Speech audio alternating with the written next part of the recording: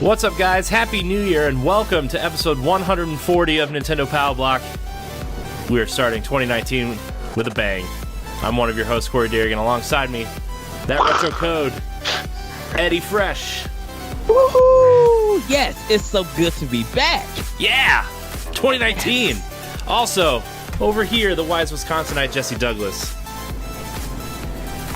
What's up? Oh, man. Dude, it's 2019. 2019! And I'm ready to go broke for January because there are about to be a ton of games coming. Oh my gosh, dude. So many games in January. New Super Mario Brothers Deluxe, Travis Strikes Again, Tales of Vesperia. We've got Onimusha Remastered.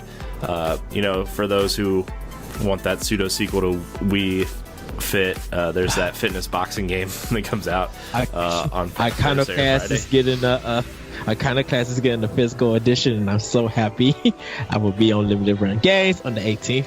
Oh my gosh, man! There's so much, man. There's so much happening, so much going on. Yes. Plus we took a week off, and of course 9,000 things happened on the weeks that we're off. A bunch of rumors going around, which we'll tackle. The three big rumors kind of in one chunk. We've got a lot of questions for our giveaway, and I didn't even put that in the housekeeping, our giveaway. So, but anyways, we're going to start the show with the housekeeping like normal. First off, we're giving away Travis Strikes Again, No More Heroes for Nintendo Switch. Remember to email the show and subscribe to the YouTube page. Email us a question for a question block for your chance to win and enter. We're trying to get that URL, that Nintendo Pow Block URL for our YouTube page. All you have to do, subscribe, email us at nintendopowblock@gmail.com, a question for question block, and you will be automatically entered to win. You will on the let's see what the date is for that. Man, I should have wrote this down. Too excited for 2019. Let's see. On the January 23rd, I lied. Hold on. This is the wrong year, guys. Wrong year. On the on the January 22nd episode, we will be announcing the winner and announcing our next giveaway. So get your questions in. Get them in now so we can announce the winner on that day. Could be you. Yes. Next on housekeeping, Nindy Showcase is beginning this Saturday at 10 a.m. Eastern Time on NGRradio.com and our YouTube page, the Nintendo Pow Block YouTube page. You can check that out. Subscribe to check out the latest and greatest indie games you can play now on your Nintendo Switch. Also, you can catch up on last season by going to our YouTube page as well. It's a good time. Playing a lot of cool indies. There's a lot of great indies games out there, so check it out. Also, the NX Challenge officially begins. We have started a backlog challenge between me, Ed, and Jesse for Nintendo and Xbox games. Yeah. How do you? And then like that? That looks like an N, right? You can see Let's Plays and stuff of our backlog challenge on Arsenal X's YouTube page and Nintendo Pow Block's YouTube page. So we're keeping score. We have a score bracket that we are kind of keeping score. So we'll probably explain it more on Arsenal X later. But we're keeping score, and whoever has the most points at the end of the year wins a big prize. So I don't know what that prize is yet, but we're gonna get there. So Yes. that's also coming up. Also coming up, Pod and Play Season 4 starts on March 2nd with awesome games like Shadow of the Tomb Raider, Spider-Man, Octopath Traveler, and more being featured. Come check out what the Nerds Gone Rogue crew has to say about these games. The previous 3 seasons are also on demand, so you can go to ngrradio.com and check out those episodes. Get ready for some amazing in-depth discussions. Ooh. Boy, Ed, we've had some pretty good discussions the last couple days. So, also, lastly, Nerds Gone Rogue is starting a few new shows and podcasts. Headlining the new podcasts are Standard Definition and Nostalgia Theme Show, which I will be hosting with usually one guest or one member of Nerds Gone Rogue, where we just kind of randomly talk about stuff. Maybe 2, we'll see. That show is starting in a few weeks, so I'm pretty excited for that. Dark Zone Junkies, a podcast about The Division and Rainbow Six, so you can check that out, which we just recorded our first episode. Pretty exciting. You can find that on podcast services and on Arsenal X's YouTube page on Sunday nights, I think is what we decided, so you can check those out. And Javelins for Hire, an Anthem podcast. We're pretty excited about those 2 games specifically. So, also our YouTube shows include NG Arcade, Ed's Salute to classic arcade games, CubeTube, a GameCube Let's Play show, and Classically Trained, a retro gaming Let's Play show revolving around classic NES, SNES, Sega Genesis, N64, and whatever else we kind of feel like playing. So, yeah, those games are coming. Just make sure you subscribe to all of our YouTube channels to figure out what shows you would like to watch, or just head over to ngrradio.com for all of our content. So, I'm pretty excited for all these new shows, guys. Pretty excited. Yes.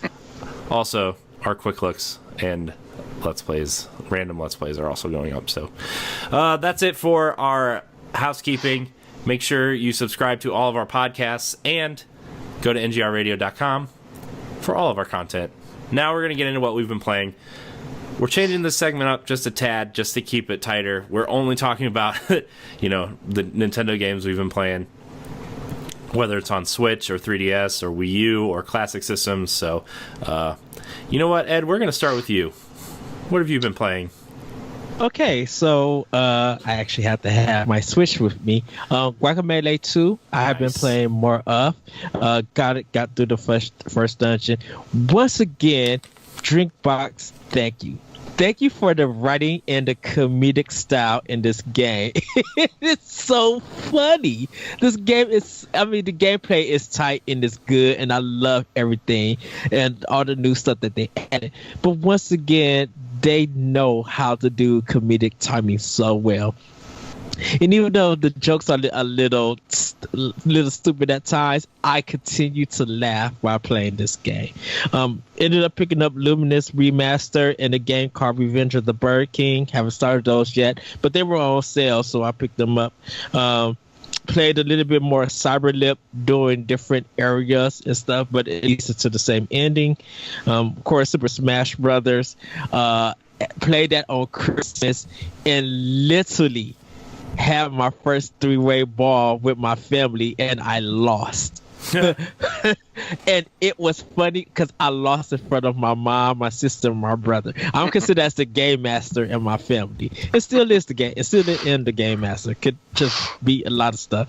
But we don't know what happened, but I lost to my niece due to some item. We don't know. I literally was about to smash her out. That's why you turn items off, Ed. That's why you turn items off. That is true. But it's like the blue shell. It's like the blue shell in Mario Kart, which I have a story to tell, by the way, after you're done. Okay.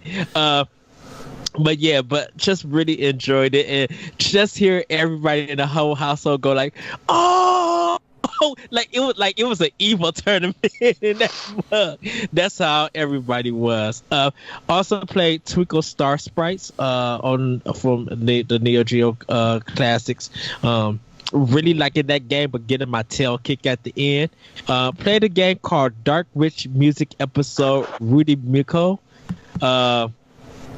It's a like music game, a music fighting game in a sense, where the buttons that you press correlate to the color of the weapons that are being thrown out to you. So you gotta kind of stay on beat and attack and stuff. And every time you do a correct attack on that item or that enemy, you end up taking that boss's energy down. Say a little more agrees. I'm probably gonna replay it some more because I'm trying to get all the special items that's in it to get the secret ending. Last but not least, played Bomb Chicken. I ended up picking that up. It's Bomberman 64 in 2D with a chicken, and it's great. It's really enjoyable. But pretty much that's all I have played for Switch. And then I'll be getting ready to do the NX challenge, and I cannot wait. I already have my first game, which is going to be Fire Emblem Warriors.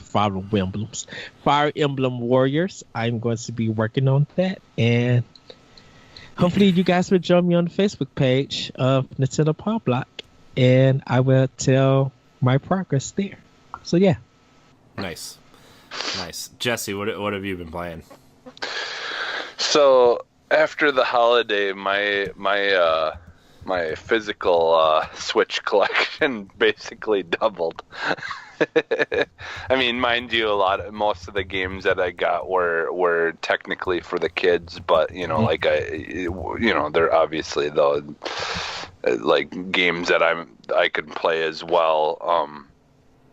So let's see. I've played a little bit more Gulf Story. I kind of was going back to that.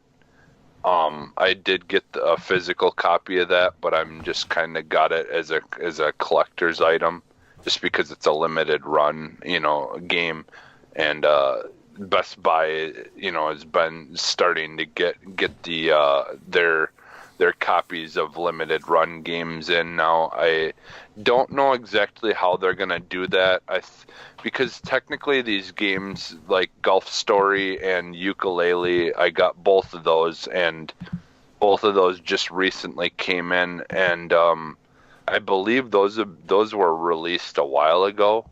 So I don't know if they're only going to get select games that Limited Run has done, or if like every couple of months they're going to release two different ones until they finally catch up to where Limited Run games is at. Like I don't know if you're going to eventually be able to get every single game that they've released through Best Buy at some point. I guess I don't really know how that's going to work, but I did get and play Gulf Story and Ukulele. I didn't play a lot of Ukulele, but so far I'm not having any issues with it. It plays, like you would imagine Banjo-Kazooie game and stuff would play. It feels like a N64 game. It looks better, obviously, than an N64 game, but I'm enjoying it so far, and it's just, your typical just corny, goofy, like nonsense storyline that just doesn't make any sense, but it just is fun and funny to play through. So How do you feel about Trouser Snake? Yeah, that was so funny. When that game was first announced and they were releasing art on their Instagram and their Twitter page, like that was one of the characters. I was like, okay, this is probably gonna be more like Conker than Banjo. Yeah, and like and then I like kind of forgot about it because I didn't get the game right away, and I got it when it was on sale on Switch a couple weeks ago. Or I don't know, like a month ago at this point. And then like when I turned the game on and realized that he's the guy that gives you all your moves and stuff, I was like, oh yeah, this guy. It's funny. He's funny. So. Yeah. The character models in this game are great. Like it's kind of funny. Like a while back, we had kind of talked. I forget what it was in that we talked about it, but we talked about like who our favorite Pokemon characters are and stuff like that. I think it was from a question that we maybe had for Pow Block. But like I completely forgot. Like one of my favorite is always been the Zubat or whatever. Mm-hmm. And so like I really love the bat character in Ukulele, and like the model of that character is really good. I'm a fan of the character models in this game so far. So yeah, I'm gonna hopefully play that more here. That will probably be in my part of my challenge, playing that for sure, because I definitely need to grab what I can of Switch games to add to the thing, because I got a lot of games to play on Xbox, but Right.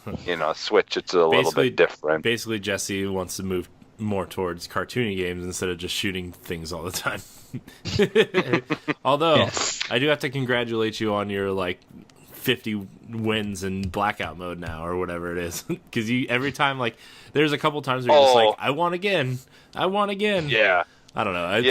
It's more like 5, but I mean, yeah. I'm at 6 right now. I literally, what was it? Just last weekend.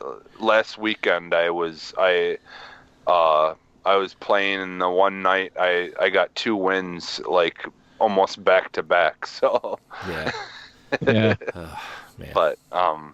But yeah. So like I played those, Golf Story, Ukulele. I played a little bit of Starlink. Like, there's a lot of games I've played since the last time we've recorded. I played a little bit more of Tropical Freeze. I played a little more of Rayman Legends. Yeah.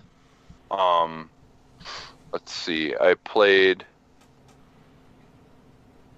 Yeah, Starlink. I played a little Mario Party with me and my friends that got together like a little while ago now, and we played some Mario Party. What else? Let's see. Well, we did. I kind of wanted to touch on this a little bit more elaborately, just because I think it's like kind of a cool experience that I recognize. But so I was kind of iffy on getting the Paw Patrol game for my daughter. She's 4, and she is just absolutely obsessed with Paw Patrol. Like, she's like, for Christmas she got like a Paw Patrol pillow and all that. Like, she's got like almost all the toys and everything. Like, that's really the only thing that she shows any kind of interest in, as far as like, like characters and show type stuff. So like, I was kind of iffy because it didn't seem like there was much to the game, like as far as like, like the character voices and things like that. But I ended up just getting it, and I'm really glad that I did, because that game is a really good game for kids who are just starting out and don't play games, at all or often, because like they did it so everything, the controls are really good. And it's super basic, just a super basic platformer.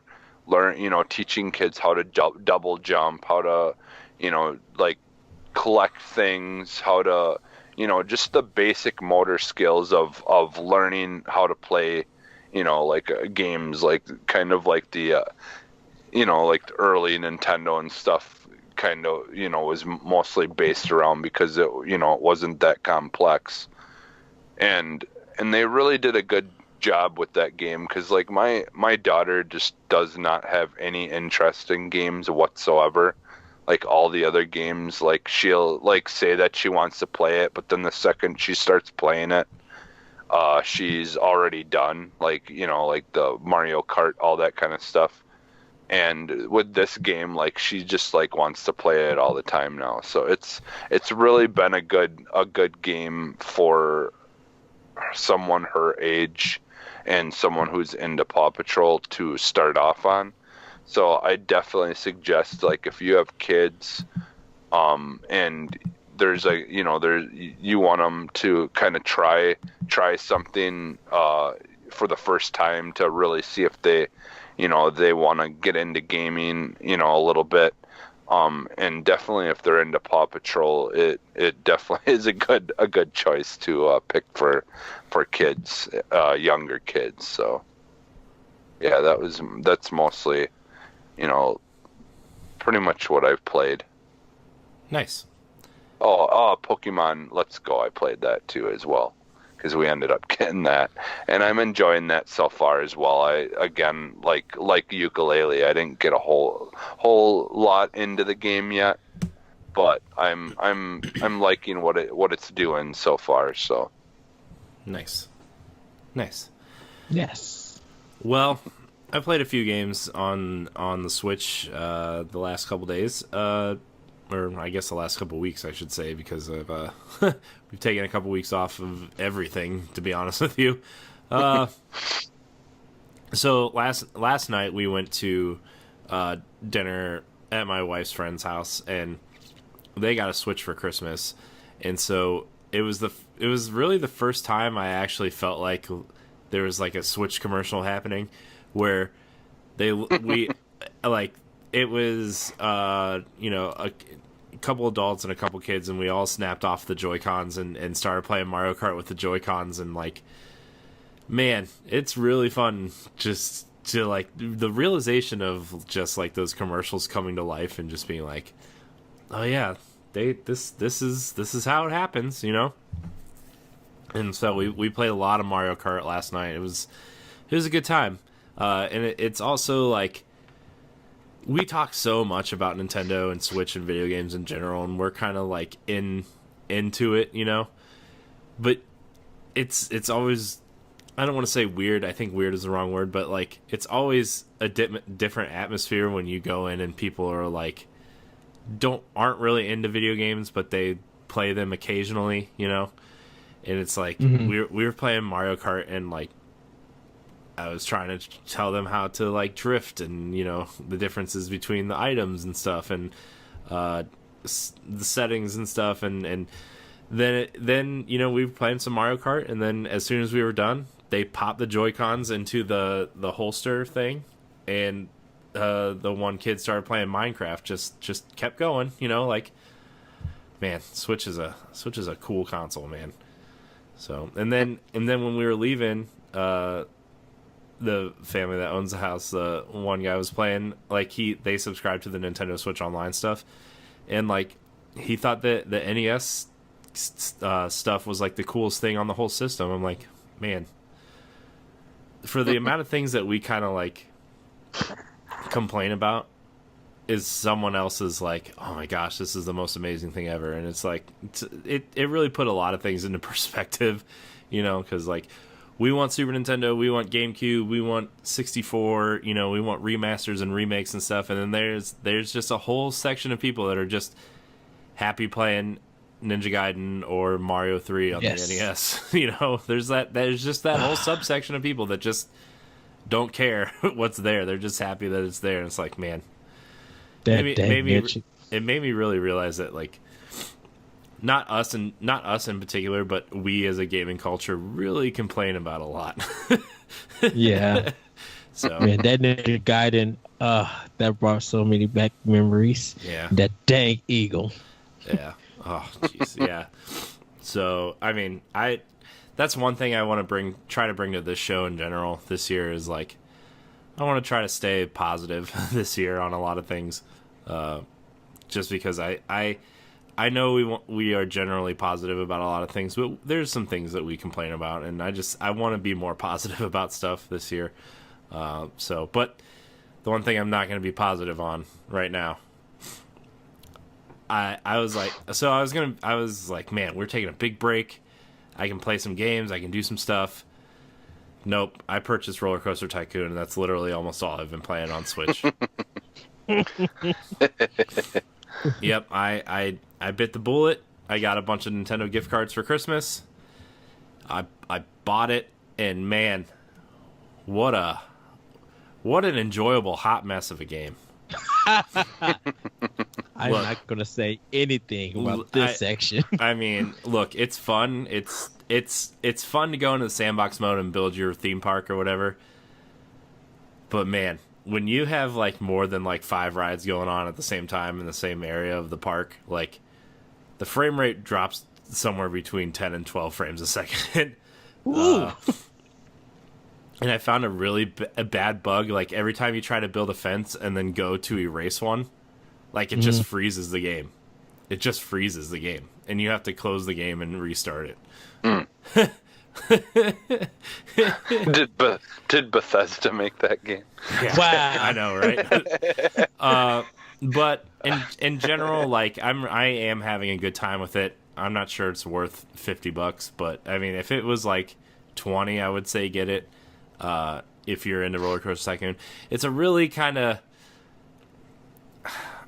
dumbed down experience. I want to say, like, you can build roller coasters on your own, but like they never, like the roller coasters, like they don't have to be structurally sound. Like it automatically like puts the chains on where like it feels unsafe. It makes all the rides like 1, 2, and 3. You can basically murder people on the roller coasters. Yeah. You can't do that in this game. There's no way to build lines for the rides. So, like, people kind of just enter the ride, and it's like it has an automatic queue line inside the base of the ride. So it's like your roller coaster can have, 500 people in line, and then there's like 360 people out of 500 in line, right? And that's kind of how it measures that stuff. It's a really simplified version. There are better Roller Coaster Tycoon games out there. Like I would say 1, 2, and 3 are superior games. But if you want like a newer park style game, there's a game called Parkitect, which is literally Roller Coaster Tycoon 1 and 2, but in like super HD glorious whatever, and there's a lot more customization options and stuff. It's not for Switch, it's only for PC, but like if you want that Roller Coaster Tycoon experience, I would recommend that instead. But unless you have a deep love for the series like I do and spent the money into play it, I've probably spent at least 15 hours into this game already. Okay. So it's fun. It's not great. It's not good. It's borderline not even okay. It's just, I like interesting. I like the sandbox mode and building parks. The scenario and adventure modes are kind of a mess. The scripting is really weird. Like sometimes you reach a goal and then it doesn't read the goal that it doesn't say that you've met the goal, like in some aspects of the campaigns. So just be wary of that. But the sandbox mode is really fun. So yeah. Have you played the free mobile version? Yeah, it's that version. It is that version, like where you basically like when you have to upgrade each ride to like this ride can now, when you upgrade it, have 7 people ride it. Yep. At a time and things like version. that. Okay. Yeah, it's that version, right. But in sandbox mode, all that stuff is unlocked. Yeah. So because that's the one thing about the mobile one is like there's so much of those collecting those cards to try to unlock new things, and you can't use like certain things unless you have like they made it like ridiculous amounts of money that you have to make in order to be able to build anything. Mm-hmm. Like, is it still kind of like that as well though? Like where you need to make a lot of money in order to be able to build any of those things? It's I think so. I haven't really gotten far enough in the adventure modes, in the campaign modes to like really see those things fleshed out, but Okay. From everything that I've read online, this is a straight up port of the mobile version, with Okay. like a few tweaks here and there, and making it, instead of a free to play game, they just have everything in there for $50. You know. Okay. So, All right. yeah. So, but anyways, that's kind of all I've been playing. I have been playing some A Link Between Worlds on 3DS. I started it last night for like an hour. Dude, I feel like I need to play A Link to the Past first. So that's going to be my first challenge game, I think, is A Link to the Past. So we'll see how that goes. Since I've never beaten it. And Wait, what? dude, we've had this discussion. Oh yeah, we did. Anything that's available on Super Nintendo besides Turtles in Time, I've probably never beaten.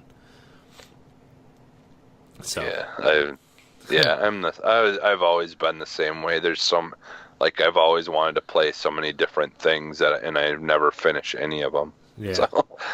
yeah. So I there's a lot of Super Nintendo games on my backlog challenge list, and A Link to the Past I think is going to be my first backlog challenge stuff. So yeah, I'm going to be using them guides. Going to be messaging Ed. I need you. So. Did either of you have get the NES controllers for Switch? I did not. No, I didn't. No, okay. Mm-mm. I got to see those. I got to see those in person over the holiday because my sister's fiance ended up getting them, and they're pretty sweet. Nice. I would like to get them eventually. Nice. All right, we're going to move into our news bits here. There's a couple of stories I'm going to mash together here just for time's sake, and because we have a few questions we want to get to for question block that are important because of our giveaway. So Yes. our news bits here. A lot of rumors this last couple weeks, especially this week. So I'm gonna read the story from Nintendo Life. Persona 5 Switch rumors intensify. Since Joker was announced as the first DLC fighter for Super Smash Bros. Ultimate, there has been much speculation about Atlus bringing Persona 5 to Switch. On the same day as the reveal, a rumor surfaced suggesting a Switch port of this game has been in consideration for the past year, and the final title would be based on one of the domains recently registered by Atlus. More recently this month, the Japanese publisher assigned to the IP address to p5r.jp website and revealed other Persona 5 domain names appeared over the weekend. Mystic Distance, the source of much of this information, believes the next Persona-related announcement is likely to happen on the 30th of December.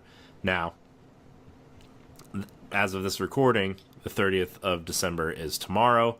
So, I don't know, maybe we'll have like a separate video on our YouTube page if something happens. But, obviously, over here in North America, there's usually a mini direct or some sort of Nintendo Direct during the first or second week of January, which Ed and I will be doing a mini block on at some point. So during the week, or if it happens next week, Jesse. Yeah, I could join you guys. You could join us. So I hope it happens next week. I know, me too. But there's a quote. It says, "We know that we'll be getting the first official info on the Persona Super Live 2019 concert event and a public commercial following the P5A Dark Sun OVA. I'd also expect a teaser for P5R during this as well, due to the recent move over to dedicated servers." There's also some information on separate websites where, the IP address handles updated versions with new features, new characters, and then it says portable version. And I doubt that would be the Vita at this point. So, but anyways, so that's the Persona rumor. There's a couple other rumors where The Witcher 3 has been rumored and listed for Nintendo Switch by a French retailer. Of course, the French retailer is called WTT, so take that with a grain of salt. And an Assassin's Creed compilation has been listed by a German retailer for Nintendo Switch. Now, there's been a few compilations of Assassin's Creed. There's been the Ezio trilogy, which would probably be my guess to come to Switch at some point. There's the American collection, which is 3, Black Flag, and the Vita game Liberation. So that is also one of the possibilities. So a lot of rumors this week. Thoughts on these games coming? Do you think these are possible? What's the most possible? What's the least possible? I mean, for me, The Witcher 3 is the least possible. I highly doubt The Witcher 3 is coming to the Switch, but it would be cool. I would actually say Assassin's Creed would be least possible. I think Witcher, CD Projekt Red. I think right now we have to find out who will be doing the porting, because they're focusing on Cyberpunk at this time. Persona 5 for Switch, I don't think that's going to be happening, because they want to get Shin Megami Tensei 4, I think 4 or 5 or whatever, the one that they announced when they first showed the Switch. I think they want to get that one out before focusing on Persona 5 on Switch.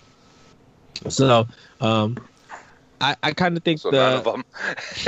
No, I think the Ubisoft would be more likely to come.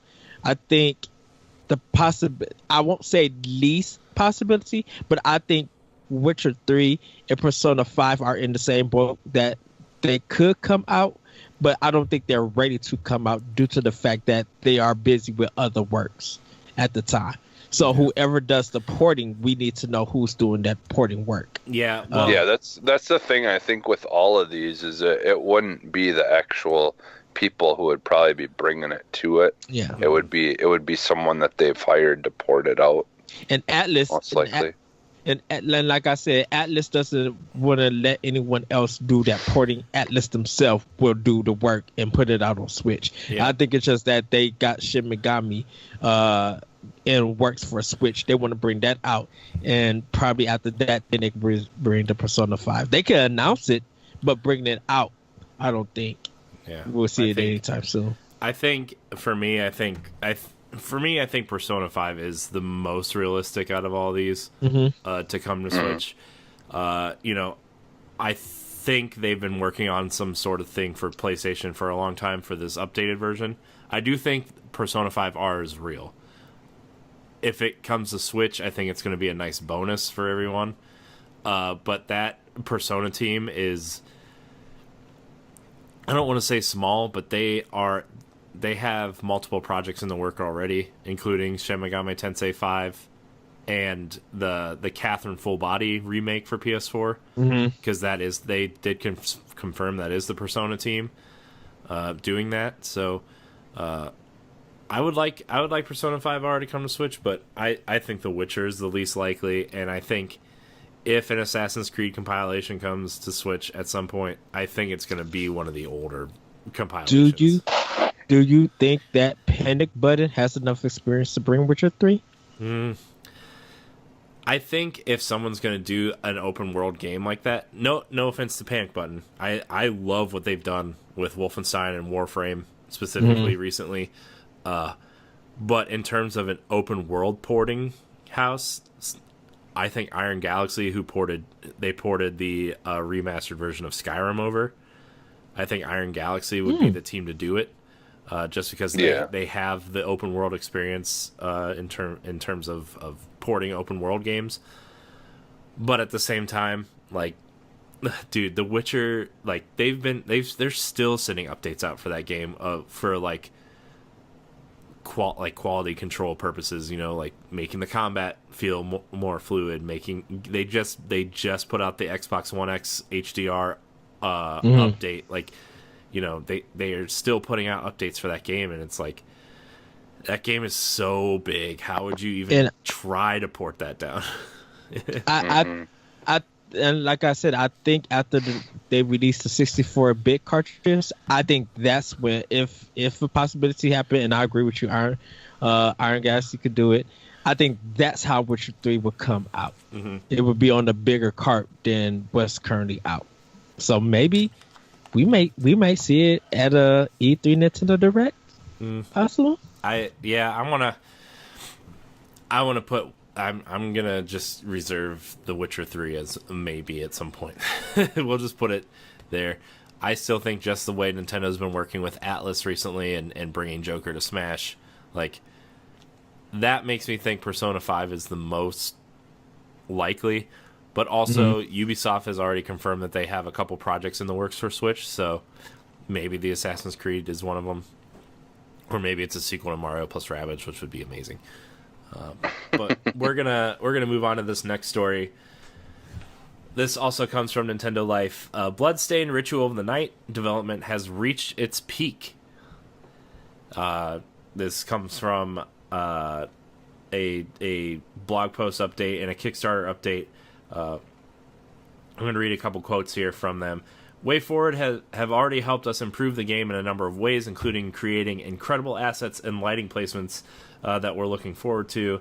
The team is working on fine-tuning enemy placement throughout the game. The polishing effort is a very important and delicate step. Moving the spawn point from a creature 5 steps in either direction or adding an additional creature can have a big impact in the flow of the level. It takes a lot of trial and error to get it just right, and we want it to be just right. In order to get this point, a huge amount of work had to be completed. Level layouts, enemies, animations, assets, combat systems, etc. Due to WayForward's help on crushing bugs, asset creation, and lighting, each level is being made to play better and look better at the same time. They said they're still aiming for a 2019 release date. IGA has revealed that WayForward has been doing a lot of more work on this game than we originally anticipated, which is great because they're a great developer. So, how I know, Ed, you're probably more excited for this game than I am, but I think this game has had an interesting development process, and I don't think they want a Mighty Number 9 situation on their hands. Yes. I think because of them, like WayForward doing the Batman, because of the way that it looks, its style, you could probably see that a little bit in Bloodstain, and them doing the Mummy Demastered, having that, like, them working with WayForward is probably the best news I heard from this whole thing yet. And I think them working with WayForward is going to make the game, when it actually comes out, people are going to be like, you guys went from a small Kickstarter to this almost feeling like a AAA game, or double A game. So I'm happy that maybe we'll see it in summer. I think a summer release will do it fine. But I'm really I'm happy on the progress. Yeah, I'm glad they're being kind of open about the progress of this game, just because, like, some people are kind of worried because they've brought extra development in, but you got to do what you got to do to make the game better, So, and I kind of wonder if Circle of the Moon actually helped them to get WayForward on. Yeah. So, Jesse, any thoughts on this? Yeah. Well, yeah, this, like, I've always kind of been interested in this game since, like, when we first seen it. So, like, for me, I'm just, like, no rush. Like, I never really care if games, these days get take a little bit longer to happen, because, like, like games like Dead Cells and stuff like that kind of, took time to finally come to fruition or whatever, end up being, it just is better, when they can take the time that they need to create it. So I'm glad that they're, like for me, all I want is updates. Let us know what's going on, like, kind of like what they're doing. And I'm fine with it. Like, if it's gonna look better and play better, if they're gonna make some changes, that's all good news to me. So I'm excited to see what comes of it all. So yeah. All right, our last news story of the day from Game Informer. Additional tough levels are heading to Celeste next year.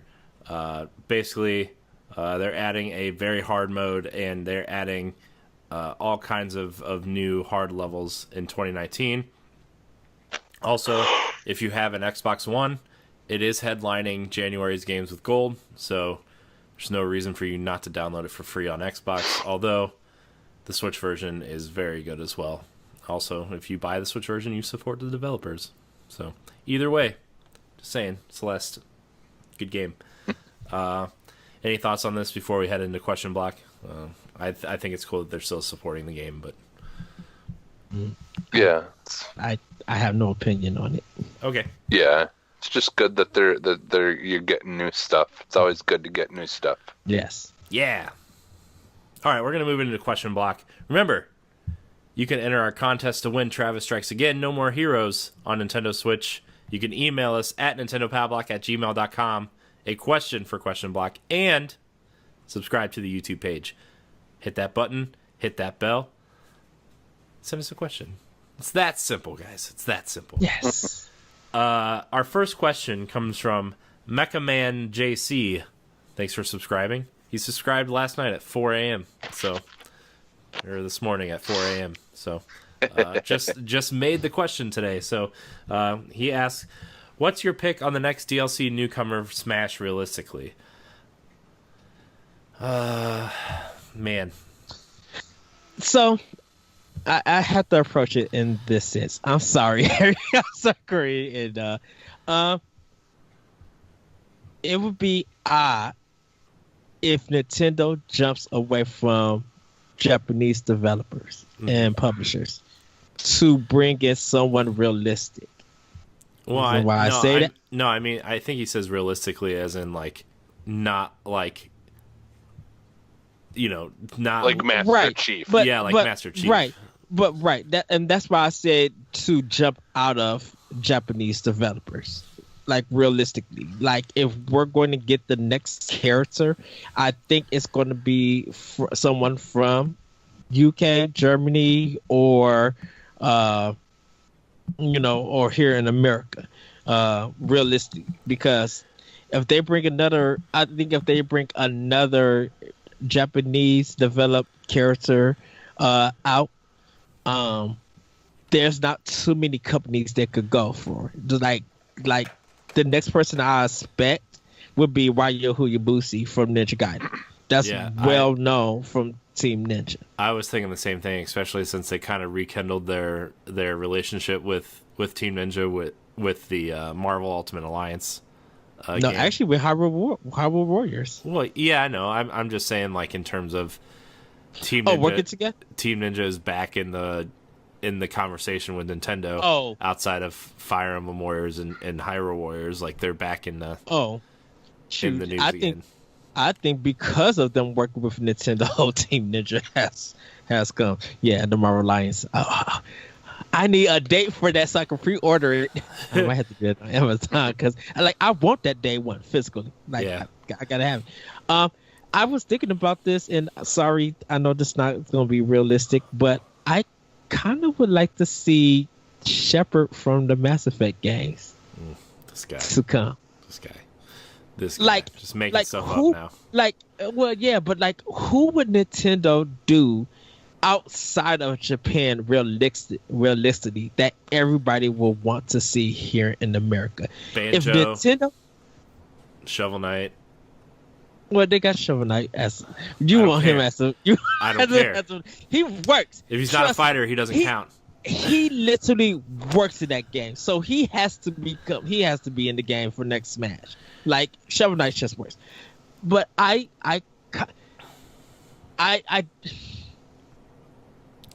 it's very weird to see them going to Insomniac because I would like to see something like that. But I'm just like, what if Nintendo actually went to EA and talked to them and BioWare to be like, we want to really knock everybody off the floor, and we would like to have a shepherd in the game. If they could get Mass Effect into Smash, with the announcement of a Mass Effect trilogy for Switch, that'd be great. you better preach. Man, Jesse, what about you? I don't know. I've kind of been throwing like things around in my head, and like it's probably an easy out, an easy pick, but I kind of would like to see them bring the Mario Rabbids like characters into it, like actually have like where you could be like Mario, you know, like Mario Rabbid, Luigi Rabbid, and Peach Rabbid. What if they did? Like, what if they did the Bowser Jr. thing? Kong. What if they did the Bowser Jr. thing where like it's just one character, but like, you know, Bowser Jr. you can switch to any one of the Koopalings. Yeah, like that's what I was kind of like imagining it. It would probably have to be as well. It would have to be a character that you can kind of, you know, like adjust, like change the different, you know, flip through the different things. So then that way people could play the same character, but they could be whatever one they want to be. Do you think they could go to Data East and bring like Karnoff and the Bad Dudes, or God, Bad Dudes? Well, they just made it Bad Dudes level. Peppers, or what's his name from Burger Burger Time? Yeah. They could, you know, that's a possibility. They could have a Burger Time level in Smash. It would work. That's the weird thing. Yeah.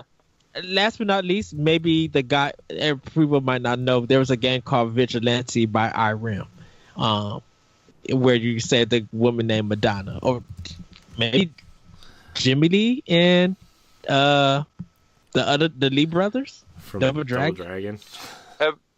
Have they had Pac-Man in Smash at all yet? Yeah, he's in there. Oh, he is? Okay. Yeah, he was when they announced. Oh yeah, that's right. Because they have the amiibo too of Pac-Man. Yeah, when they announced the Smash for Wii U, he was in, because I think he was like the first when they first announced it for Wii U. I think he was like part of the first trailers and stuff. Mm-hmm. What about Waluigi and Wario? Have they had them in there yet? Wario's in there. Waluigi is the most requested. Waluigi, yeah.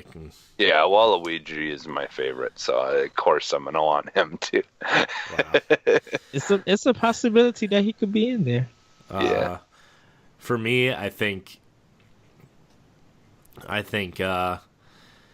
Rex from Xenoblade Chronicles 2 is kind of I feel like, you know, he does.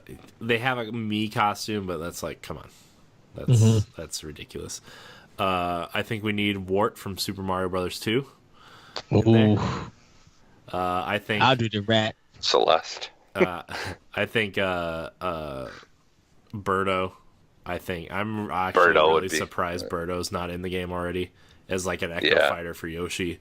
Because Birdo's in there on part of the stage of Super Mario Bros. 2. I don't care. If they're not a fighter, they don't count. I don't need these assist trophies or.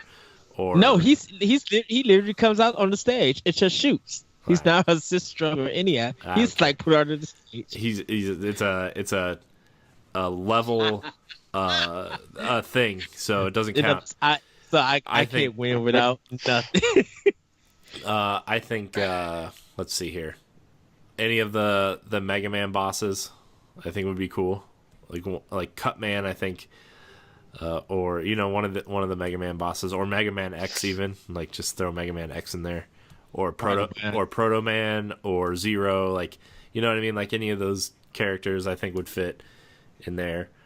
Bionic Commando on Tim. Vicar. I want Tim from Braid in there. No.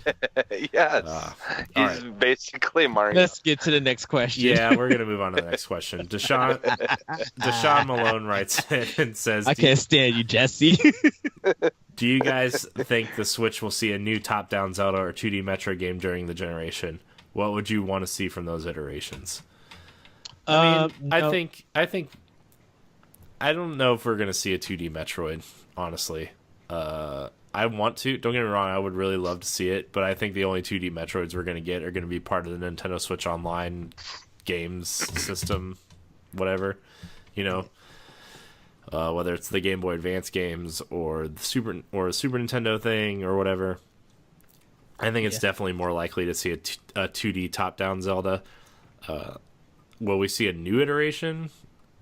Man, No. I don't know. I think Breath of the Wild kind of took Zelda in such a new direction that, like, Yes. if we're gonna see a 2D Zelda game, it's gonna be a port of A Link Between Worlds. To be honest with you, I think whenever their next dedicated handheld is, we'll see the 2D Zelda and we'll see the 2D Metroid. Switch has the Metroid Prime, and like you said, Corey, the Breath of the Wild, and then the Zelda team is already working on the new Zelda. Plus, it would have made sense to bring those games there. Now, plus the heavily rumored Metroid Prime HD trilogy too. yes. Which, Now, I can't believe that's not announced yet. Now, if they want to, they could do the they could do the 2D collection for Switch, where you have Zero Mission, Fusion, and Seven's Returns. They could do that. But as for new ones, Switch has two new games coming from that series, so they wouldn't need a 2D iteration for it. Mm-hmm.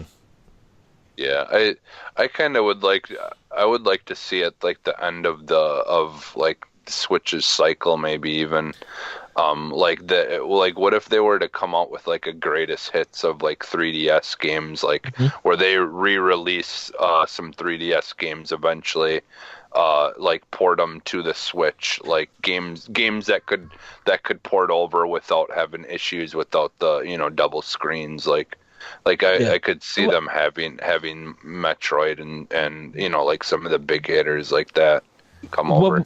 What would be cool if they're going to do a top-down Zelda, they're going to take the idea from Super Mario Party and connect all the Switches, and that's your dungeon layout. I think if we see a top-down Zelda, it's going to be more of a Four Swords or Triforce Heroes style thing. Yeah. Four Swords would definitely. By the way, much better work on there. Actually, Corey, speaking of Triforce Heroes, guess what? I forgot to say what I was playing on 3DS last night. Metroid Prime Federation Force. I loaded it up. I was about to say that would probably be cool in a 2D format, still using the same Mario Party thing, doing a Metroid Prime, the game that you play, do a sequel that way, and everybody do like a 2D, and you can see how everybody moving together in a labyrinth. Yeah. All using all their switches. They could do that.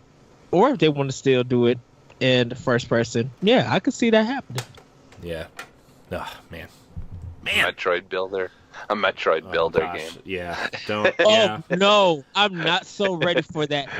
Next question before Ed gets down this deep rabbit hole. No, because Corey would know that, like, Jesse, I would already need to pre-order your idea already.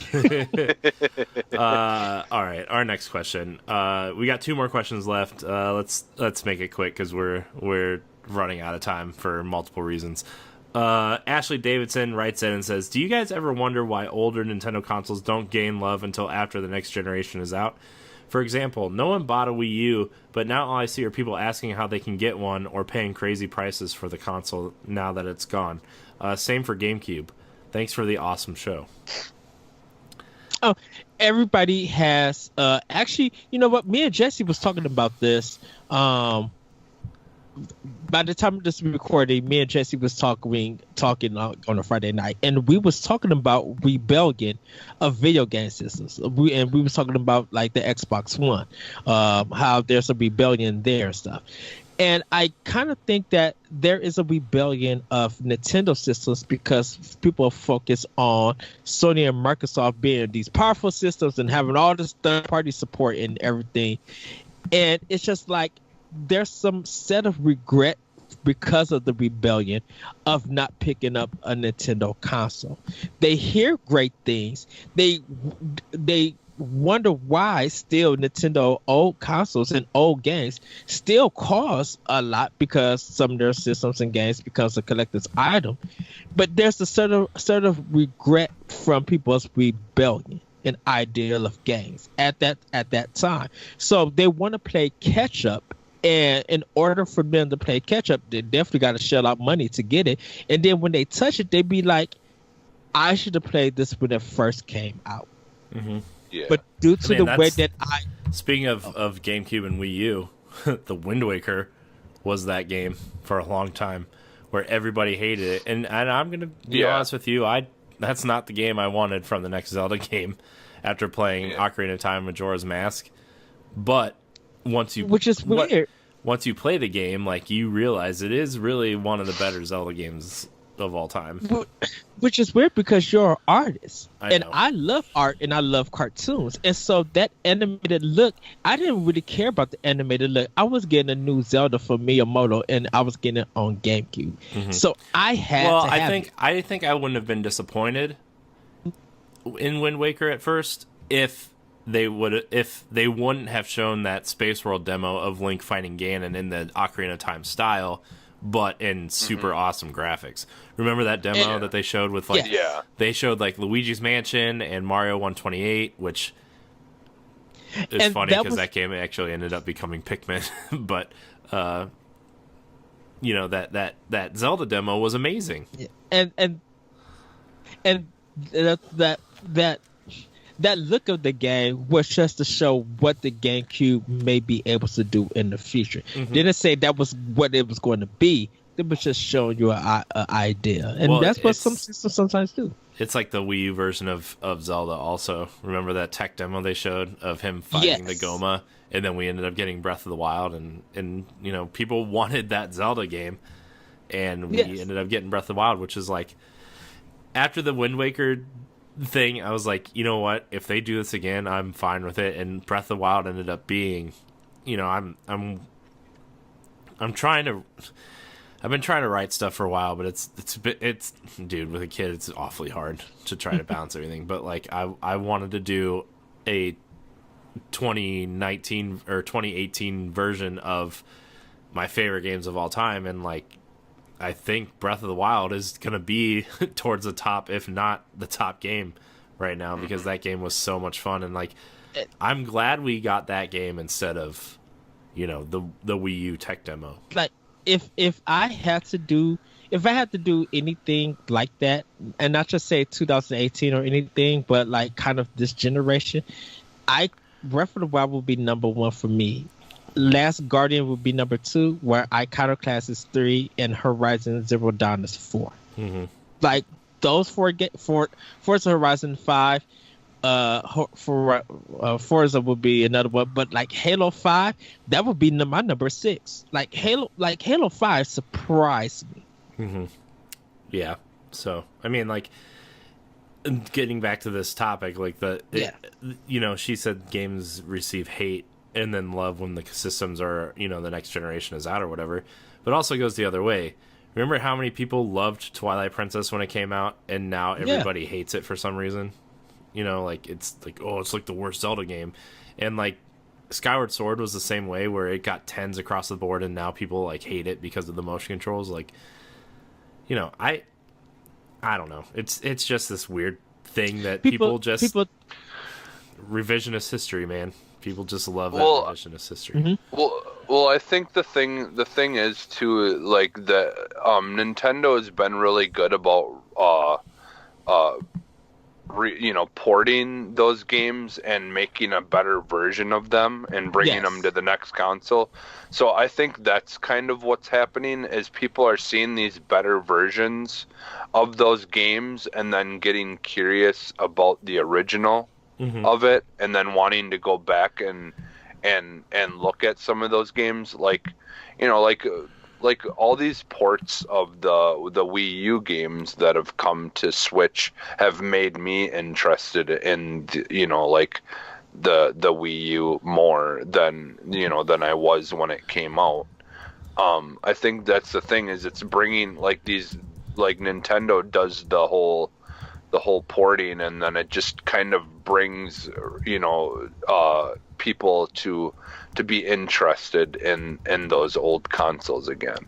And they've kind of they did that with Ocarina of Time, was redone on the GameCube and stuff like that, and then like GameCube games that have been redone and and made the like the Metroid HD collection and things like that. Like it just makes people want to go back, or even just like the newer Pikmin game. Like if people that didn't play didn't have a GameCube and never played the original Pikmin games, like they're seeing the new ones come out, and now they're going to be interested in playing that first one.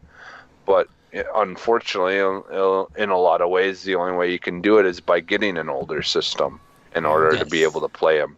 So I think that's the thing, is like Nintendo, like all of their IP have such a long history that like when newer stuff comes out, people get interested that maybe are new to are younger. They're not quite up on all the Mario games or all the Pikmin games, so they're going back and wanting to try some of that older stuff to see how it all started, and like I think that's kind of like with us, we love playing like the Nintendo, the NES Classic and things like that. It's giving people a chance to go back and play games on the system that they never owned because they just are too young or whatever. So yeah, I think that's part of it. Still, the best way to play Pikmin 3 is with the Wii Remote Nunchuck. The best use of the Wii Remote Nunchuck is Pikmin 3. I will stand by that. Game. I will stand by that until they come out with a better way to do it, because you can lay the gamepad down with the map on your lap, and just it's also the only way you can run and throw at the same time. So. That is I wonder if that's where that tech comes for Pokemon Go and Pokemon Let's Go, the whole throwing motion type thing, because wasn't that the main thing of it? Like was you were kind of throwing the Pikmin where you wanted them and stuff like that. Yeah. Kind of. Yeah. So. All right, we're going to get to our last question here. Matt Bauer writes in and asks, do you think the classic consoles are really over? Nope. No, I think Nintendo will end up making an N64 or Game Boy soon. I think Nintendo likes to keep things really close to the vest, and I know they said that the NES and SNES were stopgaps between the Wii U and the Switch, but there's a demand for these things and people want them. I love my NES and SNES Classic. Thank you, Ed, for the NES Classic. I will never be able to repay you ever for that, but I guess I could just give you $60 and say thanks. But nah. But you know what I mean. Like those consoles are cool. I think the N64 and the GameCube are the two that people are really waiting for. Yeah. But we'll see. I don't think they're over by a long shot. Yeah. Now PlayStation and Sega's efforts in these classic consoles and might that's be what over. That's what I was about to say. I don't let what happened with the PlayStation and even Sega and Atari like classes. Don't let that distract you from not thinking that these classic systems are over. They're still going to continue to do it. It's just that Nintendo got it right. Others tried to hop on the bandwagon and didn't really take into account what really goes all into it to making those systems. Yeah. So I think I don't think it's going to be an end of it. I really think that the N64 and maybe the GameCube, maybe some later ones, I think they still will come, but just maybe not right away at this time. And if it is over, we got two good classic systems that's going to be available for a long time until they're also out. Yeah, Man, I still wish there was a better way to play GameCube games right now, though. I'm still GameCube holding out for that. What? Sorry. Oh, I was still holding out for that Game Boy Advance Classic. Oh my gosh, that'd be amazing. Jesse, any thoughts on the classic consoles? Yeah, I mean, I could see them doing like a Game Boy or something next, something like that. You know, like